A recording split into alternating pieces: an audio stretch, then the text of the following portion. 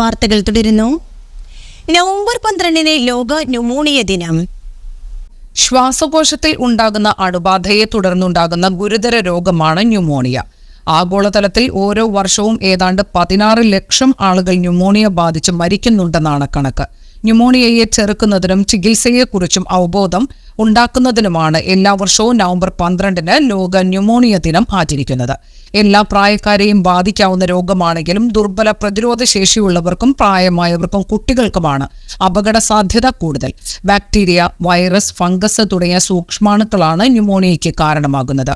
Pneumonia ബാധിതർ ചുമയ്ക്കുമ്പോഴും തുമ്മുമ്പോഴുമെല്ലാം പുറത്തുവരുന്ന രോഗാണുക്കൾ അന്തരീക്ഷത്തിൽ തങ്ങി നിൽക്കുകയും ഇത് ശ്വാസകോശത്തിലെ വായു അറകളിലേക്ക് എത്തുന്നതോടെയാണ് അണുബാധ ഉണ്ടാകുന്നത്. അറകൾ തകരാറിലാവുകയും പഴുപ്പ് കലർന്ന ദ്രാവകങ്ങൾ നിറയുകയും ചെയ്യുന്നു. ശരീരത്തിൽ ഓക്സിജന്റെ അളവ് കുറയ്ക്കാനും ശ്വാസതടസ്സം ഉണ്ടാവാനും ഇത് കാരണമാകും. കൃത്യസമയത്ത് ശരിയായ ചികിത്സ ലഭിച്ചില്ലെങ്കിൽ ജീവൻ നഷ്ടപ്പെടുന്നത് ഉൾപ്പെടെ നിരവധി ഗുരുതര പ്രശ്നങ്ങളിലേക്ക് ഇത് നയിക്കും. ലോകമെമ്പാടുമുള്ള 5 വയസ്സിന് താഴെയുള്ള കുട്ടികളിൽ ഏകദേശം 14% മരണത്തിനും ന്യൂമോണിയ കാരണമാകുന്നു എന്നാണ് ലോകാരോഗ്യ സംഘടനയുടെ കണക്ക്. പ്രായമായവരിൽ ന്യൂമോണിയ ബാധിച്ച് ആശുപത്രിയിൽ പ്രവേശിക്കാനുള്ള സാധ്യത ചെറുപ്പക്കാരേക്കാൾ 13 മടങ്ങ് കൂടുതലാണ്. താഴ്ന്ന വരുമാനമുള്ള രാജ്യങ്ങളിൽ ന്യൂമോണിയയുമായി ബന്ധപ്പെട്ട മരണങ്ങൾ കൂടുതലാണെന്ന് നിരവധി പഠന റിപ്പോർട്ടുകൾ ചൂണ്ടിക്കാണിക്കുന്നുണ്ട്. ആരോഗ്യപാലനത്തിലെ അസമത്വങ്ങളെ ലോക ന്യൂമോണിയ ദിനം ഉയർത്തിക്കാട്ടുന്നു. പ്രതിരോധ കുത്തിവയ്പ്പുകൾ, ആന്റിബയോട്ടിക്കുകൾ, ഓക്സിജൻ തെറാപ്പി, പോഷകാഹാരത്തിലെ മെച്ചപ്പെടുത്തലുകൾ തുടങ്ങിയവ ലോക ന്യൂമോണിയ ദിനം പ്രോത്സാഹിപ്പിക്കുന്നു. ചുമ, പനി, വിറയൽ, അമിതമായ വിയർപ്പ്, ശ്വാസതടസ്സം, നെഞ്ചുവേദന എന്നിവയെല്ലാമാണ് ഏറ്റവും പ്രധാനപ്പെട്ട ലക്ഷണങ്ങൾ. രോഗബാധിതരുടെ പ്രായം, ആരോഗ്യസ്ഥിതി, അണുബാധയ്ക്ക് കാരണമാകുന്ന രോഗാണുവിന്റെ തരം എന്നിവയുടെ അടിസ്ഥാനത്തിൽ ലക്ഷണങ്ങളും തീവ്രതയും വ്യത്യാസപ്പെടാം. കുട്ടികളിൽ ഓക്കാനം, ഛർദി തുടങ്ങിയവയാണ് പ്രധാന രോഗലക്ഷണങ്ങൾ. ചിലപ്പോൾ പ്രത്യേക ലക്ഷണങ്ങളൊന്നും കാണിക്കണമെന്നില്ല. നവജാത ശിശുക്കളിലും കുഞ്ഞുങ്ങളിലും പൊതുവെ പ്രകടമായ ലക്ഷണങ്ങൾ ഉണ്ടാകാറുമില്ല. സംസ്ഥാനത്ത് സ്വർണ്ണവിലയിൽ വൻ ഇടിവ്. 1080 രൂപ കുറഞ്ഞ് പവൻ വില 56,680 രൂപയിലെത്തി. ഈ മാസത്തെ ഏറ്റവും കുറഞ്ഞ വിലയാണിത്. ഗ്രാം വിലയിൽ 135 രൂപയുടെ കുറവാണ് ഉണ്ടായിരിക്കുന്നത്. 1 ഗ്രാം സ്വർണത്തിന്റെ വില 7,085 രൂപയാണ്. ഈ മാസത്തിന്റെ തുടക്കത്തിൽ 59,080 രൂപയായിരുന്നു സ്വർണ്ണവില. 7-ന് 57,600 രൂപയായി താഴ്ന്ന് ഈ മാസത്തെ ഏറ്റവും കുറഞ്ഞ നിലവാരത്തിലെത്തിയ സ്വർണ്ണവില വീണ്ടും തിരിച്ചു കയറുന്നതാണ് കണ്ടത്. എന്നാൽ തിങ്കളാഴ്ച മുതൽ വീണ്ടും വില കുറയുകയായിരുന്നു. അന്താരാഷ്ട്ര വിപണിയിലെ ചലനങ്ങളാണ് സ്വർണ്ണവിലയിൽ പ്രതിഫലിക്കുന്നത്. സംസ്ഥാനത്ത് വീണ്ടും മഴ കനക്കുന്നു. അടുത്ത 3 ദിവസം ശക്തമായ മഴ പെയ്യുമെന്നാണ് കേന്ദ്ര കാലാവസ്ഥാ വകുപ്പിന്റെ മുന്നറിയിപ്പ്. നവംബർ 13 മുതൽ 15 വരെ കേരളത്തിൽ ഇടിമിന്നലോടെ മഴയുണ്ടാകുമെന്നാണ് പ്രവചനം. ഒറ്റപ്പെട്ട ഇടങ്ങളിൽ മണിക്കൂറിൽ 40 കിലോമീറ്റർ വരെ വേഗതയിൽ വീശിയേക്കാവുന്ന ശക്തമായ കാറ്റിനും സാധ്യതയുണ്ട്. ബുധനാഴ്ച 5 ജില്ലകളിൽ യെല്ലോ അലർട്ട് പ്രഖ്യാപിച്ചിട്ടുണ്ട്. പത്തനംതിട്ട, എറണാകുളം, ഇടുക്കി, കോഴിക്കോട്, വയനാട് ജില്ലകളിലാണ് ശക്തമായ മഴ മുന്നറിയിപ്പുള്ളത്. വ്യാഴം, വെള്ളി ദിവസങ്ങളിൽ പത്തനംതിട്ട, എറണാകുളം, ഇടുക്കി, പാലക്കാട്, കോഴിക്കോട്, വയനാട് ജില്ലകളിൽ യെല്ലോ അലർട്ടാണ്.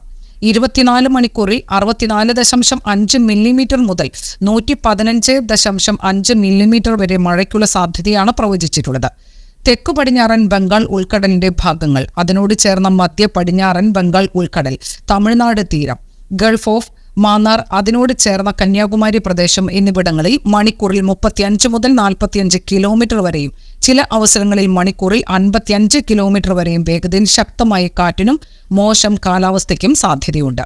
ബുധനാഴ്ച തെക്കു പടിഞ്ഞാറൻ ബംഗാൾ ഉൾക്കടലിന്റെ ഭാഗങ്ങളിൽ മണിക്കൂറിൽ 35 മുതൽ 45 കിലോമീറ്റർ വരെയും ചില അവസരങ്ങളിൽ മണിക്കൂറിൽ 55 കിലോമീറ്റർ വരെയും വേഗതയിൽ ശക്തമായ കാറ്റിനും മോശം കാലാവസ്ഥയ്ക്കും സാധ്യതയുണ്ടെന്നും അതിനാൽ മേൽപ്പറഞ്ഞ തീയതികളിൽ ഈ പ്രദേശങ്ങളിൽ മത്സ്യബന്ധനത്തിന് പോകുവാൻ പാടുള്ളതല്ലെന്നും കാലാവസ്ഥാ വകുപ്പ് അറിയിച്ചു. അടുത്ത 20 മുതൽ കനാലിലൂടെ വെള്ളം തുറന്നുവിടാൻ Chalakudy river diversion scheme project advisory committee യോഗത്തിൽ തീരുമാനം. ചാലക്കുടി ഇറിഗേഷൻ ഇൻസ്പെക്ഷൻ ബംഗ്ലാവിൽ നടന്ന യോഗത്തിൽ സനീഷ് കുമാർ ജോസഫ് MLA അധ്യക്ഷനായി. Executive engineer AA Noorjahan, irrigation assistant executive എഞ്ചിനീയർമാരായ PV Seeni, PS Kumari Parvathy, VG Nirmal, Shiju R Shekhar, canal ഉപദേശക സമിതി അംഗങ്ങൾ എന്നിവർ പങ്കെടുത്തു.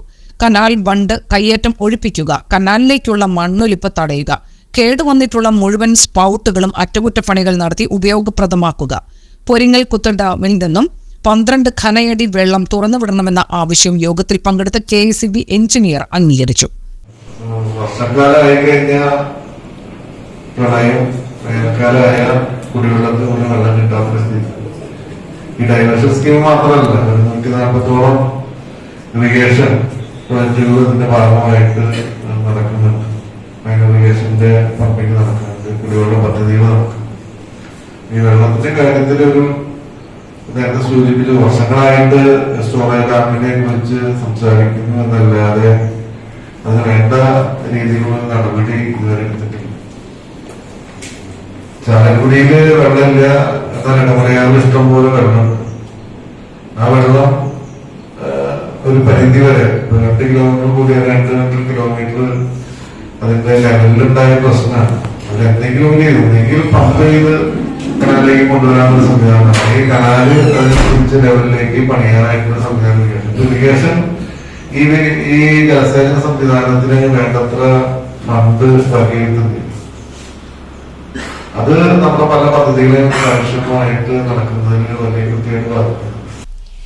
ആതിരപ്പള്ളി കോടശ്ശേരി പരിയാരം പഞ്ചായത്തിലെ ജനവാസ മേഖലയെ പരിസ്ഥിതി ലോല പ്രദേശമായി പ്രഖ്യാപിച്ച നടപടി പിൻവലിക്കണമെന്നും ഈ ഭൂപ്രദേശങ്ങളെ ഒഴിവാക്കി പുതിയ ഭൂപടം തയ്യാറാക്കി അതിന്റെ സ്കെച്ച് പുറത്തുവിട്ട് ജനങ്ങളുടെ ആശങ്ക പരിഹരിക്കണമെന്നും കാരുണ്യ സോഷ്യൽ വർക്കിംഗ് ഗ്രൂപ്പ് യോഗം കേന്ദ്ര പരിസ്ഥിതി വകുപ്പ് മന്ത്രാലയത്തോടും കേരള വനംവകുപ്പ് അധികൃതരോടും ആവശ്യപ്പെട്ടു. രക്ഷാധികാരി ഡോക്ടർ ജോയ് കട്ടകയം യോഗം ഉദ്ഘാടനം ചെയ്തു. പ്രസിഡന്റ് KM ജോസ് അധ്യക്ഷത വഹിച്ചു. ബെന്നി നമ്പേലി, ഓമന ജോസ്, TT ബേബി, വർഗീസ് പോറായി എന്നിവർ പ്രസംഗിച്ചു. ഇത് സംബന്ധിച്ച് കേന്ദ്ര വനം പരിസ്ഥിതി വകുപ്പ് മന്ത്രി ഭൂപേന്ദർ യാദവിനും സഹമന്ത്രി കീർത്തി വർദ്ധൻ സിംഗിനും വനം വകുപ്പ് മന്ത്രി AK ശശീന്ദ്രനും MP Benny ബെഹനാനും MLA Saneesh Kumar ജോസഫിനും നിവേദനം നൽകി. ചെന്നൈയിൽ നടന്ന ആട്യപാട്യ ദേശീയ മത്സരത്തിൽ കുറ്റിക്കാട് സെന്റ് സെബാസ്റ്റ്യൻ ഹൈസ്കൂളിലെ 10ാം ക്ലാസ് വിദ്യാർത്ഥിനി അൽനാജിനു 2ാം സ്ഥാനം കരസ്ഥമാക്കിയതിൽ നാട്ടുകാർ ചായപ്പോഴി സെന്ററിൽ സ്വീകരണം നൽകി. ചടങ്ങിൽ ജോസ് വാഴപ്പള്ളി അധ്യക്ഷത വഹിച്ചു. Kodassery panchayat president KP James, member Jofin Francis, സാമൂഹ്യ പ്രവർത്തകൻ KM ജോസ്, ജോജി പോൾ എന്നിവർ പ്രസംഗിച്ചു. കളപ്പുരയ്ക്കൽ ജിനോ ലീമ ദമ്പതികളുടെ മകളാണ് അൽന. ഒരു കളിയാണ് ആട്യപാട്യ. മറ്റ് സംസ്ഥാനങ്ങളിലൊക്കെ നിരവധിയായ ടീമുകളും വലിയ പ്രോത്സാഹനവും കൊടുക്കുന്ന ഈ കളി കേരളത്തിൽ ഈ അടുത്ത കാലത്താണ് പ്രോത്സാഹിപ്പിക്കാനൊക്കെ തുടങ്ങിയത്. അതിൽ ഏറ്റവും പ്രധാനപ്പെട്ട കാര്യം എന്ന് പറയുന്നത് നിരന്തരമായ പരിശീലനത്തിലൂടെ വിദ്യാർത്ഥിയായിരിക്കുമ്പോൾ തന്നെ കുട്ടികൾ അവരുടെ മുഴുവൻ സമയവും നിയന്ത്രണത്തിലാക്കി അവരുടെ ഭക്ഷണം ക്രമീകരിച്ച് അവരുടെ മനസ്സിനെ പരിധിയിലാക്കി ശാരീരിക ക്ഷമത വർദ്ധിപ്പിച്ച് നിരന്തരമായ പോരാട്ടത്തിനൊടുവിലാണ് ഇത്തരത്തിലൊരു വലിയ നേട്ടം കൈവരിക്കാൻ സാധിച്ചത്.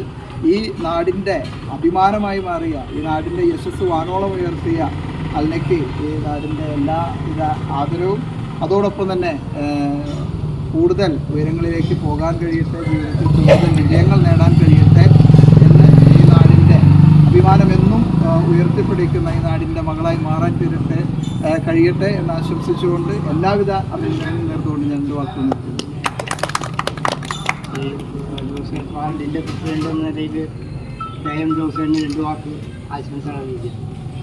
പ്രിയമുള്ളവരെ, ഈ മലയോര മേഖലയുടെ അഭിമാനം ഉയർത്തിപ്പിടിക്കുന്ന രീതിയിൽ പഴയകാലത്ത് കിളി മത്സരം എന്ന് പറയും, ഇപ്പോൾ അതിന് പുതിയ നാമകരണം വന്നിരിക്കുകയാണ്. ആട്യാപാട്യ എന്നുള്ള നാമകരണത്തിൽ അറിയപ്പെടുകയാണ്. ഞാനും ഇതെന്തുകൊണ്ടാണ് ഈ ആട്യാപാട്യ എന്ന് എനിക്ക് മനസ്സിലായിട്ടുണ്ടായിരുന്നു. അപ്പോൾ ഇപ്പോൾ ഒന്ന് ചോദിച്ചപ്പോഴാണ് മനസ്സിലാകുന്നത്. പഴയകാലത്ത് നമ്മൾ കുട്ടികളൊക്കെ മത്സരിച്ചൊരു കളിയാണ് അതിപ്പോൾ ആട്യാപാട്യ.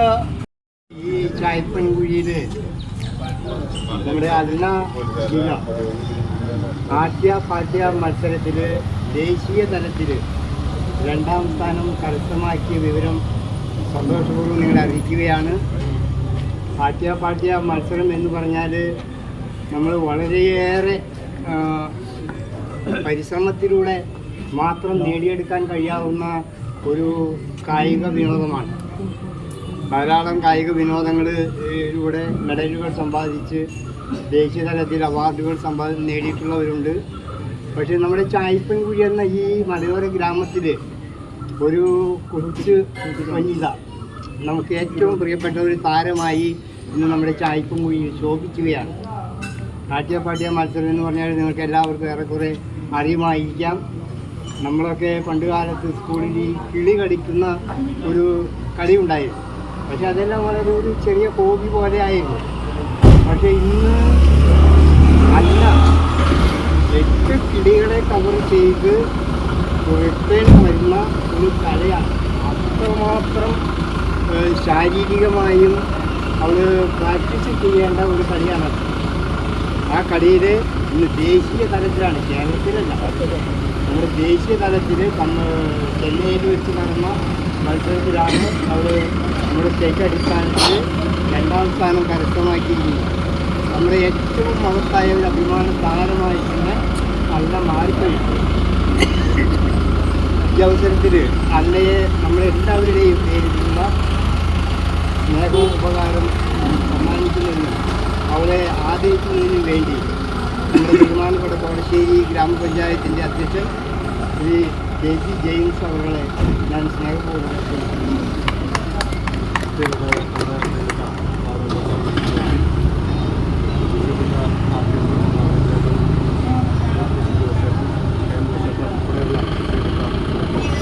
വളരെ സന്തോഷത്തോടു കൂടിയാണ് ഞാൻ യാദൃശ്ചികമായിട്ടാണ് ഇവിടെ ഇപ്പോൾ ഇപ്പോഴാണ് ഇവിടെ പിന്നെ അന്ന നാട്യപാഠ്യ മത്സരത്തിൽ വിജയിച്ച് ഇവിടെ ട്രെയിൻ മാർഗം അല്ലേ ട്രെയിനിൽ വന്ന് ചാലക്കുടി ട്രെയിൻ ഇറങ്ങി ഇവിടെ ചായപ്പുകുഴിയിൽ വന്ന് ഇറങ്ങിയിട്ടുണ്ടെന്നും അങ്ങനെ അന്നയെ അനുമോദിക്കാനായിട്ട് ചായപ്പുകുഴിയുടെ യശസ് വാനോളം ഉയർത്താനായിട്ട് അല്ലെങ്കിൽ സാധിക്കട്ടെ മാത്രം ഏറ്റവും ആത്മാർത്ഥം. അടുത്തതായി നമ്മുടെ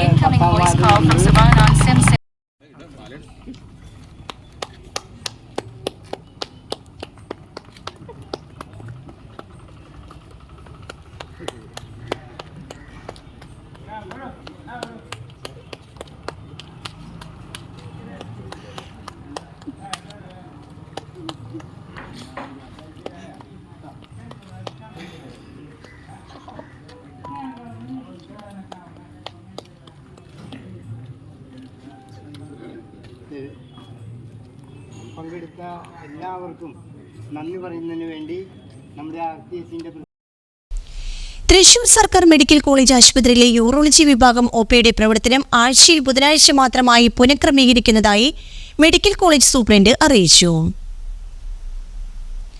പുത്തൂർ സുവോളജിക്കൽ പാർക്കിൽ അനിമൽ കീപ്പറായ യുവാവിനെ കുളത്തിൽ മരിച്ച നിലയിൽ കണ്ടെത്തി. പുത്തൂർ കൈനൂർ സ്വദേശി 26 വയസ്സുള്ള അമൽ രാജാണ് മരിച്ചത്. കാണാതായതിനെ തുടർന്ന് അഗ്നിരക്ഷാസേന നടത്തിയ തിരച്ചിലാണ് സുവോളജിക്കൽ പാർക്കിലെ കുളത്തിൽ മൃതദേഹം കണ്ടെത്തിയത്. കേരള ഖാദി ഗ്രാമ വ്യവസായ ബോർഡിന്റെ ഖാദി മണ്ഡലകാല സ്പെഷ്യൽ റിബേറ്റിനോടനുബന്ധിച്ച് നവംബർ 16 വരെ ഖാദി തുണിത്തരങ്ങളുടെ ചില്ലറ വിൽപ്പനയ്ക്ക് 30% റിബേറ്റ് അനുവദിച്ചു. കേരള ശാസ്ത്ര സാങ്കേതിക പരിസ്ഥിതി കൗൺസിൽ വർഷം തോറും നടത്തിവരാറുള്ള കേരള ശാസ്ത്ര കോൺഗ്രസ് 2025 ഫെബ്രുവരി 7 മുതൽ 10 വരെ കേരള കാർഷിക സർവകലാശാലയിൽ നടക്കും. ഫെബ്രുവരി 8 ആരംഭിക്കുന്ന ശാസ്ത്ര കോൺഗ്രസ് മുഖ്യമന്ത്രി പിണറായി വിജയൻ ഉദ്ഘാടനം ചെയ്യും. ഫെബ്രുവരി 7 തുടക്കമിടുന്ന ശാസ്ത്ര പ്രദർശനം റവന്യൂ വകുപ്പ് മന്ത്രി കെ രാജൻ ഉദ്ഘാടനം ചെയ്യും. പാലിശ്ശേരി താഴത്തേക്കുടി മത്തായിയുടെ ഭാര്യ അന്നക്കുട്ടി നിര്യാതയായി. 74 വയസ്സായിരുന്നു. സംസ്കാരം നടത്തി. മുരിങ്ങൂർ സാഞ്ചോ നഗർ പാലാട്ടിപ്പുല്ലേലി വർക്കി നിര്യാതനായി. 94 വയസ്സായിരുന്നു. സംസ്കാരം ബുധനാഴ്ച രാവിലെ 11 സാഞ്ചോ നഗർ സെന്റ് ജോസഫ് പള്ളി സെമിത്തേരിയിൽ. പ്രധാന വാർത്തകൾ ഒരിക്കൽ കൂടി.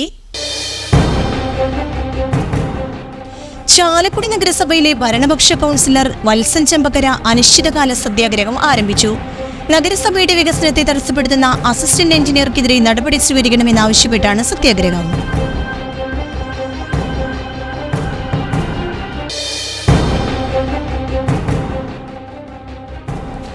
അടുത്ത 20 മുതൽ കനാലിലൂടെ വെള്ളം തുറന്നുവിടാൻ Chalakudy river diversion scheme project advisory committee യോഗത്തിൽ തീരുമാനം.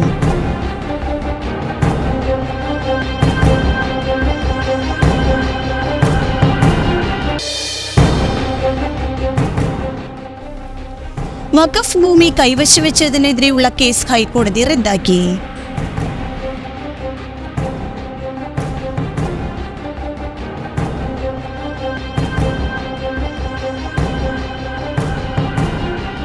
ഇതോടെ ഈ വാർത്താ ബുള്ളറ്റിൻ സമാപിച്ചു. നമസ്കാരം.